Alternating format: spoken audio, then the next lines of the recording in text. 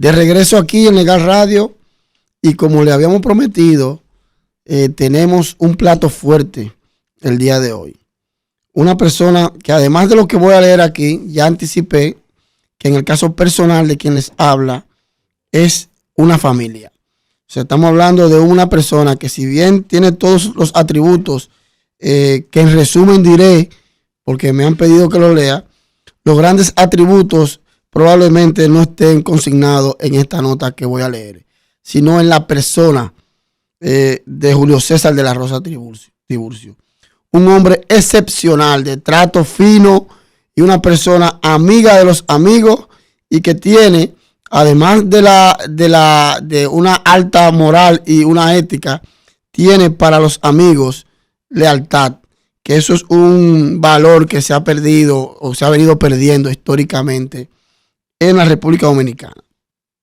Y reitero, se trata de Julio César de la Rosa Tiburcio, presidente de la Alianza Dominicana contra la Corrupción, ADOCO, abogado egresado de la Universidad Tecnológica de Santiago, UTESA, en el 1990. Yo no sé por qué me ponen aquí los años, porque se lo van a calcular después el profesor. Maestría en Derecho y Relaciones Internacionales en la UAS, ya hay que decir los años, profesor, en el 2001. Maestría en Sociedad, Democracia, Estado y Derecho de la Universidad del País Vasco de España, 2003. Estudios en Gobierno Abierto y Participación del Instituto Tecnológico de Monterrey, México, 2004. Estudios en Programa de Desarrollo Social, Instituto Interamericano de Desarrollo Social, BID, Washington, Estados Unidos, 2005. Curso Internacional de Derecho Constitucional con énfasis en Derecho Procesal Constitucional, Pontificia Universidad Javeriana de Bogotá, Colombia, 2012. Máster en Derecho Administrativo Gestión Municipal, Universidad Castilla-La Mancha, España, 2013. Y docente de varias universidades, pero específicamente de la Escuela de Ciencias Políticas de la Universidad Autónoma de Santo Domingo, UAS, el señor Julio César de la Rosa Tiburcio. Profesor, gracias por acompañarnos el día de hoy. Y yo sé que, como siempre acostumbran usted, le daremos un plato fuerte a todos aquellos que nos están escuchando. Bien, ante todo, buenos días y sobre todo debió consignar ahí en esa reseña que hiciste, hermano suyo. Eso es así, a mucha honra.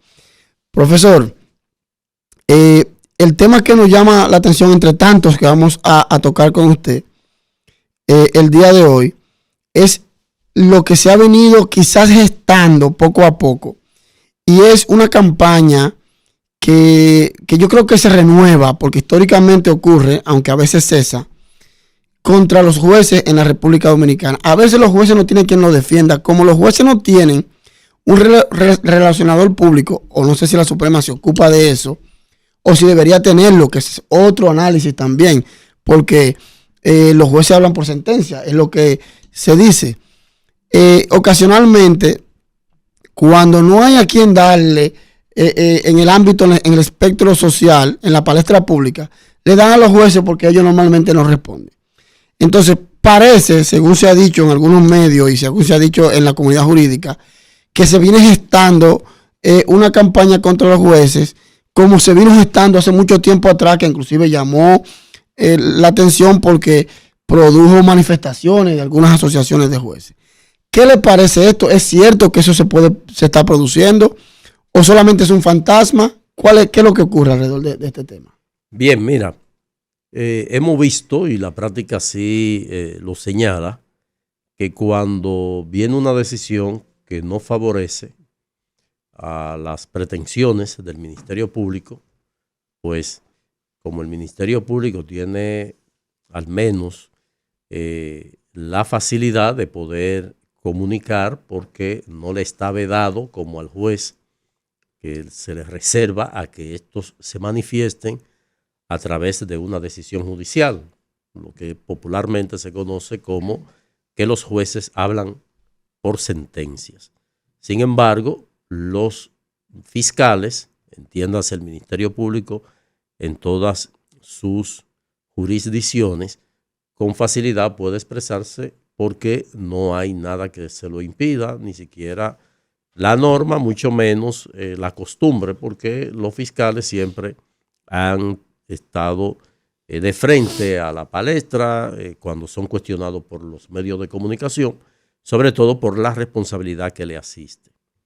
¿Qué ocurre? Que con preocupación nosotros desde la Alianza Dominicana contra la Corrupción hemos llamado la atención de que los jueces no tienen ni siquiera la protección de su presidente, en este caso del Poder Judicial y de la Suprema Corte de Justicia, Luis Henry Molina, que sí habla, porque él sí en ocasiones tiene esa facilidad de hablar a los medios de comunicación, no así los jueces.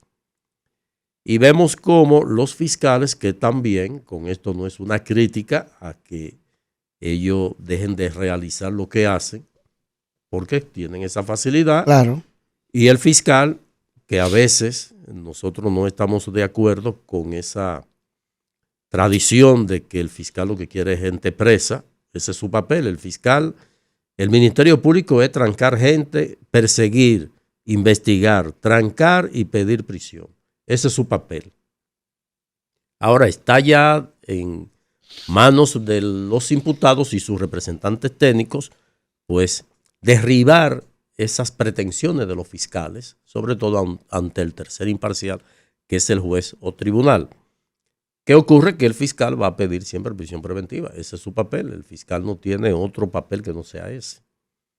Ahora, lo que sí a veces se cuestiona es que terminando una audiencia, no obstante tener la vía recursiva para atacar esa sentencia ante el tribunal de alzada, pues sale y los medios de comunicación que están también en su papel de comunicar y de buscar la noticia donde se encuentre, le cuestionan y el fiscal responde como es natural, y lo primero que hace el fiscal es cuestionar la decisión del juez, en ocasiones yéndose más allá de los parámetros que va a verter en una instancia de apelación, sino que dice cosas que por lo general causan automáticamente, pues se convierten en un ataque a los jueces, no a la decisión, porque inclusive se hace mención de la persona intuita, de la persona de manera directa. ¿Qué ocurre? Que nosotros entendemos que de esa misma facilidad debería tener el Poder Judicial para desglosar las decisiones de los jueces. Esas motivaciones que el juez por lo general está obligado a tener en cada sentencia deben ser expuestas. O sea, el Poder Judicial debía tener un mecanismo de comunicación de esa decisión. Bueno, la decisión fue fundamentada sobre esta base y de esa forma pues se va a actuar con equidad, porque estamos hablando de la justicia. Si para una cosa se tiene este instrumento que la democracia permite y la institucionalidad permite, como es un tribunal, pues creo que debe manejarse en proporcionalidad de medios. Entonces, con el caso específico que fue la decisión última que ha estado en la palestra, nosotros le dimos un espaldarazo a la magistrada Fátima Veloz, precisamente porque fue objeto de ataques ante una decisión contemplada en la norma. Porque siempre y cuando el juez se ajuste a lo que establece la norma, pues nosotros entendemos que está esta decisión pues amparada en la norma, y creo que su ataque debe ser totalmente jurisdiccional a través de la vía recursiva que provee el propio Código Procesal Penal. Entonces, estamos enfrente de dos situaciones. Los fiscales piden cárcel, piden prisión, ese es su papel. Naturalmente, vamos a actuar en correspondencia a lo que establece el Código, porque en el caso específico, pues estamos ante el juzgamiento de una calificación que el propio Ministerio Público le da a este caso, homicidio involuntario, que una pena, devenir una pena contra la persona o las personas imputadas es de 2 años. Pedir 18 meses prácticamente equiparar a lo que podría ser la pena. Y si no se produce la condena, estaría anticipando esa condena o esa pena al imputado. Esa no es la esencia del código. Cuando el código se discute, yo recuerdo por allá por el año 2002 o 2003, pues lo que se procuraba y uno de los argumentos era el tema de la sobrepoblación carcelaria, donde se determina a cada rato que se mide, que se hacen evaluaciones, de que hay un alto porcentaje de presos preventivos que los que están condenados. Entonces, no se logró ese objetivo. Yo recuerdo que cuando se está haciendo el listado de las medidas de coerción ya existentes en otros países donde venían aplicando este código iberoamericano que se concibió en Alemania y que procuraba precisamente garantizar primero la presencia del imputado en todos los actos del proceso, pero también garantizar los derechos del individuo. En otros países no es medida de coerción, sino medida de aseguramiento o medida de garantía del imputado. Y en todo caso, y por eso no es casual que de 7 medidas de coerción, la prisión preventiva es la última y se convierte en la regla y las otras 6 en la excepción y en las cosas que aquí se dan, que solamente se dan en la República Dominicana, te combinan hasta 4 de esas medidas de coerción. Entonces, ese objetivo... Colocándote en una verdadera privación, de la libertad. Totalmente, porque son 7, no es para que tú combines, aquí combinas. Pero como aquí lo reinventamos todo, el Código Penal, el procesal penal te establece 24 horas para la presentación ante el juez. No, aquí no fuimos a la Constitución que habla de 48 horas. Pero la propia, o sea, el sentido del legislador de establecer las 24 horas, las 48 horas de la Constitución, evidentemente, que se perfilaron como una protección a los abusos de autoridad que tiene un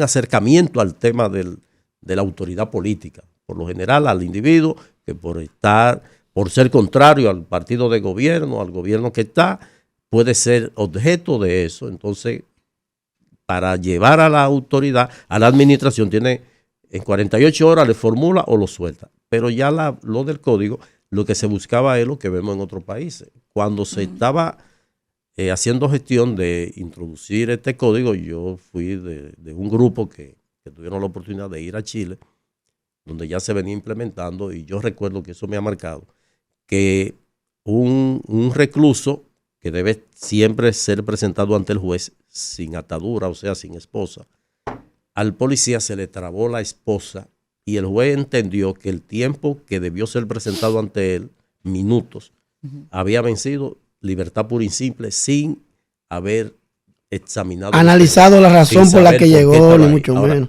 Él le garantizó su derecho, porque usted no me lo puede traer aquí esposado. Entonces, eso para citar un caso. ¿Qué es lo que se procuraba? Uno escuchaba, por ejemplo, en Estados Unidos, que fulano tuvo un accidente o tuvo una riña en una discoteca, lo llevaron de ahí, lo apresaron, lo llevaron ante el juez y el juez le dio una garantía o le fijó cualquiera de las medidas de coerción.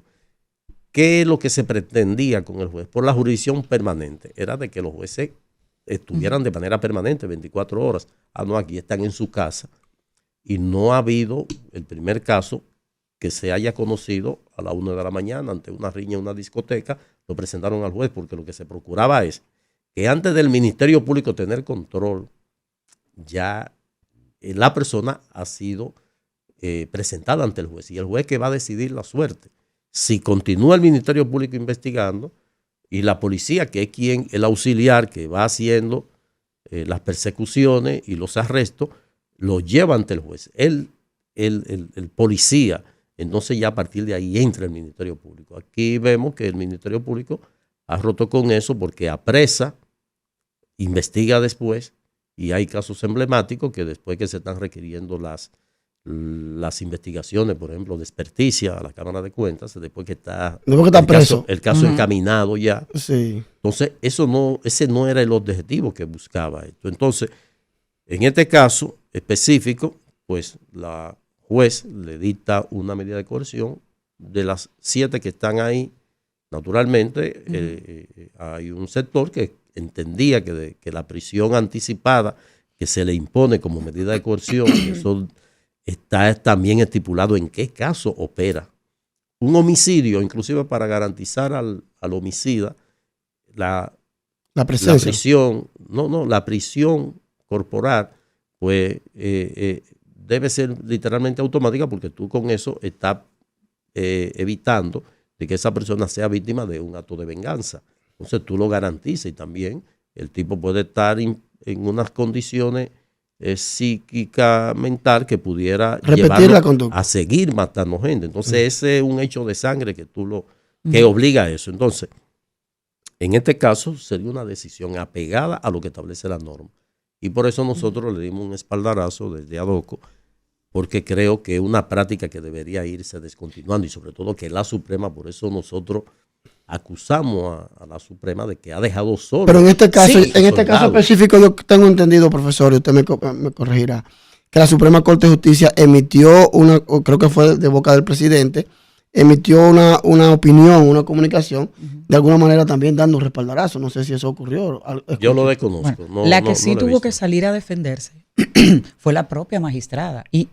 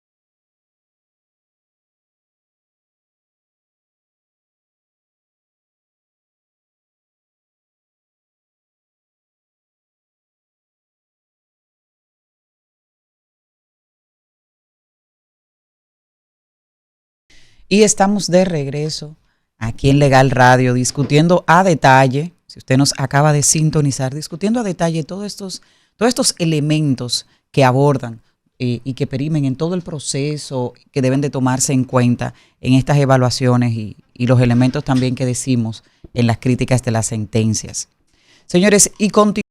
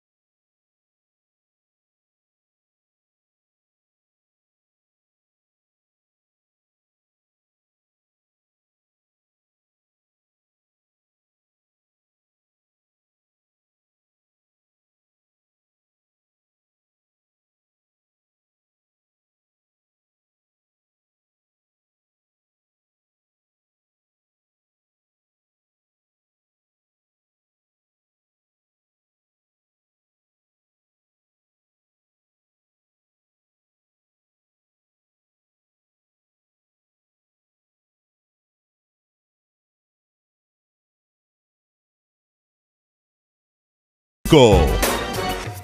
Bien, mis amigos, y ya en este último bloque de esta fenomenal entrevista, volviendo con el profesor Julio César.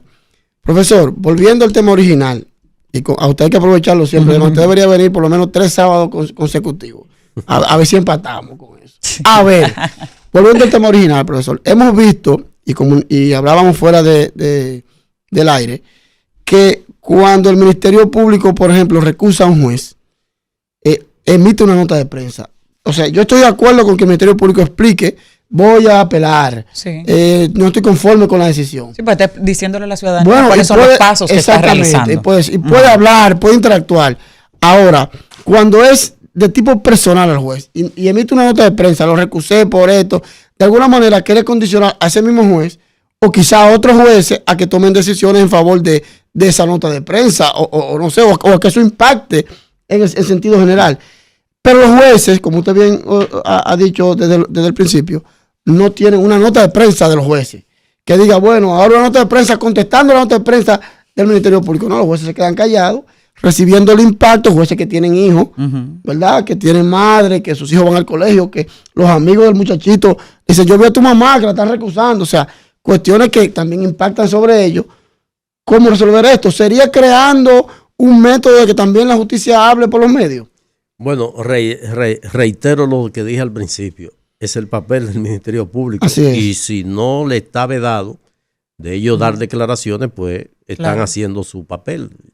Como dije, el papel de la policía no es gracioso, es perseguir gente y apresar gente. Y una gente, a veces cuestionamos a la policía el método.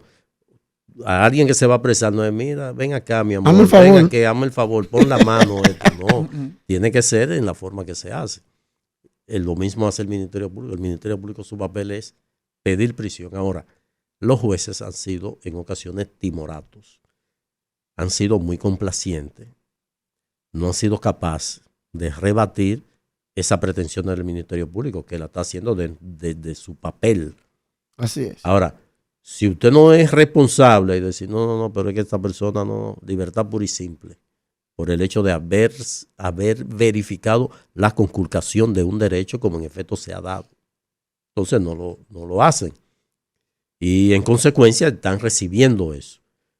Debilidades comunicacionales, porque no veo por qué un juez cuyas motivaciones están en una decisión que es obligatorio, no tenga un medio de cómo por lo menos colgar esa decisión o motivar o reducirla, simplificarla, que haya un para canal que pueda ser, de que ese resumen tal vez de esa decisión llegue también al conocimiento de la ciudadanía. Porque es que hoy día estamos enfrente de un desarrollo de la información o un cambio radical de la información.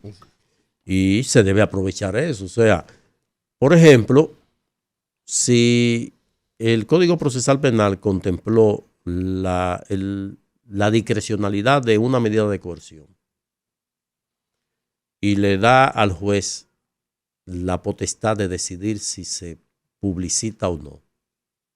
Bueno, si el Código Procesal Penal te da a ti esa condición y tú eres un juez garantista, tú no deberías publicitar eso, porque en esa etapa no debería. Ahora, ya una audiencia, ya un juicio de fondo, perfecto. Ni siquiera en la audiencia preliminar. Claro. Pero a veces se hace público antes del juez. O sea, a veces hay medida de coerción que ya es pública. Sí. Por ejemplo, ¿qué hacía el magistrado Alejandro Valga? El magistrado Alejandro Valga, si bien a veces tomaba su decisión, celebraba la audiencia a puerta cerrada, cuando iba a dar su decisión, iba a explicar la decisión, llamaba a la prensa. Sí. Que entre la prensa. Claro, pedía autorizaciones a los imputados, entre la prensa. Y cuando entraba la prensa, él explicaba su decisión frente a todos. Y aunque tú querías cuestionarlo, tú decías, ven acá, pero mira lo que dijo el magistrado.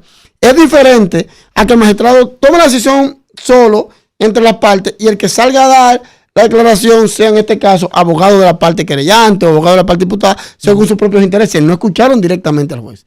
Y el magistrado Alejandro Vargas lo que hacía era que lo expresaba directo y la prensa lo escuchaba y de alguna manera creaba un equilibrio.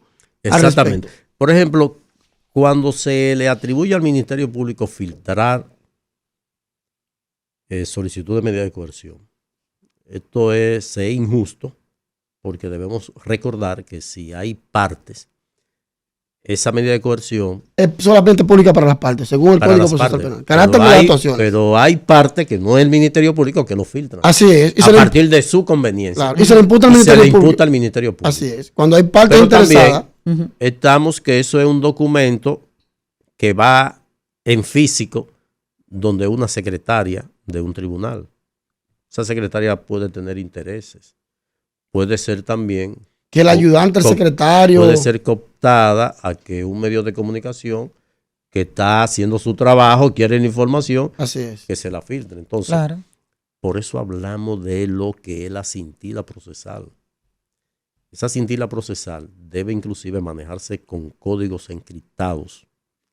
Puede perfectamente ser trabajada a través de una comunicación totalmente digital, en donde el Ministerio Público con un canal lleve esto al juez, al tribunal, y sea de conocimiento de ellos y de las partes. Pero también que en esa cintila procesal, en vez de Edison Joel Peña, EJP, proteger la identidad de la persona. Pero también la número de cédula, la dirección, omitir todo eso, y eso puede estar encriptado, que con un código QR se puede verificar de quién se trata. ¿Por qué y el legislador previó la discrecionalidad? Bueno, yo de repente le compré un vehículo a un dealer. Ese dealer está siendo objeto de una investigación. ¿Por qué tiene que salir los nombres de los adquirientes de esa semana o de que le dieron un cheque a ese dealer? El Ministerio Público recogió todo eso y dice, bueno, en esta semana le compraron vehículo a este que está siendo procesado, fulano de tal, fulano de tal, fulano de tal. Ya ese nombre en el tribunal, si una persona que tiene alguna notoriedad pública, de una vez explota, fulano está siendo investigado, claro. Yo no tengo que ver con eso. Claro. Entonces, eso es lo que se procura. Hasta la etapa ya de la audiencia preliminar, que también debe ser totalmente discreta, porque ahí se va a valorar pruebas. Ahí es que van a decir, no, Julio César de la Rosa lo único que hizo fue comprarle un vehículo a ese y le pagó con un préstamo de tal banco. De manera que si sale beneficiado, no esté estigmatizado como culpable frente a la sociedad. Entonces eso va a ir a la audiencia preliminar. Entonces ya en esa audiencia preliminar se va a depurar todo lo que no va a fondo, y al fondo va a llegar, que sí es público, lo que debe ir ya a conocerse. No, pero aquí, no, que están siendo investigados, van ya ahí, tú estás involucrado y ya tu nombre entró al sistema, ya tú googleas, donde quiera que subieron ese expediente, ahí tú sales que fuiste investigado. Entonces, no se está garantizando, y eso es lo que debe hacer el juez. Hay una decisión que ordena que se dejen de denominar los casos. Así es, del Tribunal Constitucional. Entonces, ¿por qué un tribunal, un juez que a veces es vilipendiado precisamente por sus actuaciones, no le pone correctivo a eso? No. Lo primero es que usted tiene que traerme aquí sus pretensiones, y aquí yo no acepto más de 5 páginas. No lo puede decir un tribunal. Es que aquí estamos incapacitados de darle lectura a una solicitud de medida de coerción de 12,000 páginas. Materialmente eso no se puede. No, usted tráigame sus pretensiones, deme su justificación por lo que usted está imputando a Juan Pérez.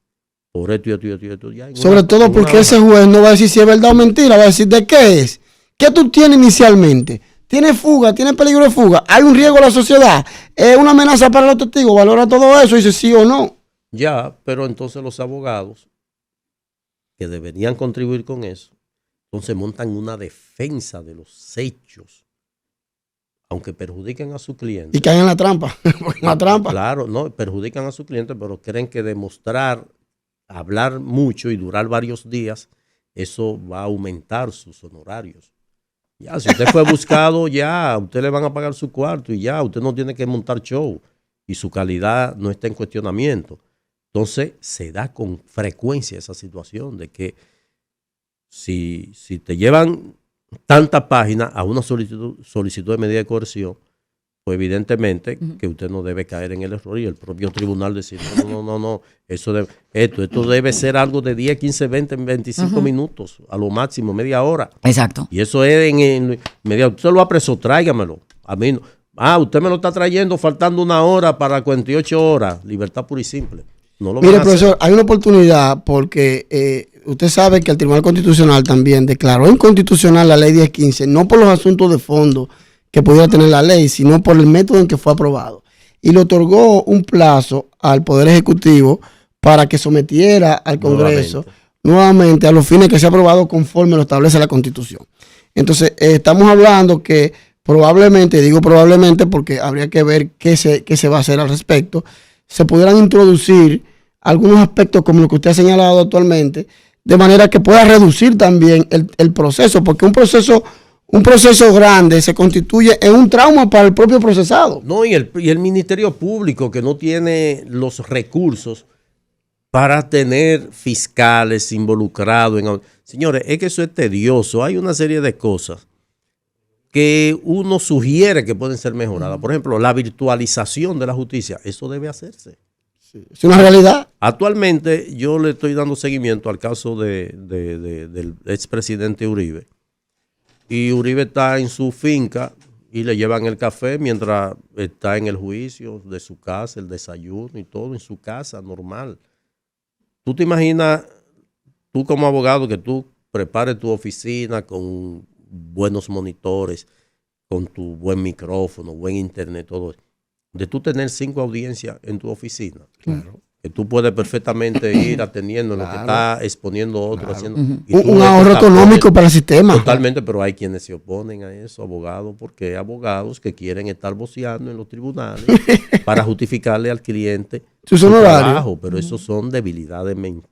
Porque si a usted lo buscaron, usted es competente, usted no tiene que estar voceando en los tribunales. Está en el ostracismo. ¿Entiende? Entonces, ¿qué era lo que pasaba con el Código Procesal Penal cuando se iba a introducir? Que iba a dejar de lado el Código de Procedimiento Criminal. Hubo resistencia también, profesor. Hubo resistencia. Sí. Que ahorita tuve en uno de los stops que hice, de que originalmente las audiencias de la medida de coerción, y yo tuve esa experiencia, se conocían sin la formalidad de que era, porque era la intención del código era la urgencia de que si a las 2 de la mañana te levantaban, tú llegabas en pijama al tribunal porque te tienen un cliente que estuvo en un bar, se fue a los golpes con alguien y hay que conocerle medidas de coerción porque hay que asegurarlo o tal cosa. Y yo recuerdo que yo tuve, con Felipe y yo tuvimos un caso de lavado de activos que hay un juez amigo me dice, dime los tenis rojos, porque fue un sábado, yo andaba con unos tenis Converse rojos y yo estuvimos ahí, estuvo Hernández Peguero, era el fiscal titular y estuvo ahí, John Garrido, que era... ¿A qué hora fue eso? A las 10 de la mañana, 10 de la mañana. Pero fue un sábado sorpresa. Un sábado sorpresa que me llamaron, mira, ¿dónde tú estás aquí? Venga, arranca para acá. Y era así que se conocían. De repente vino una resolución de que de la formalidad, otra vez con toga, porque el Código Procesal Penal inclusive eliminaba la toga para todo. Tipo Estados Unidos, de que tú... Bueno, señores, todavía nos queda bastante de seguir conociendo aquí con el profesor, pero tenemos que irnos. Profesor, breve en segundos, que nos pueda decir 3 deudas que usted legislativa, que usted entienda que el Congreso tiene ya que entregarle a la ciudadanía. 3, rapidito. El Código Penal, el Código Penal. Bien, así nos vamos de Legal Radio el día de hoy.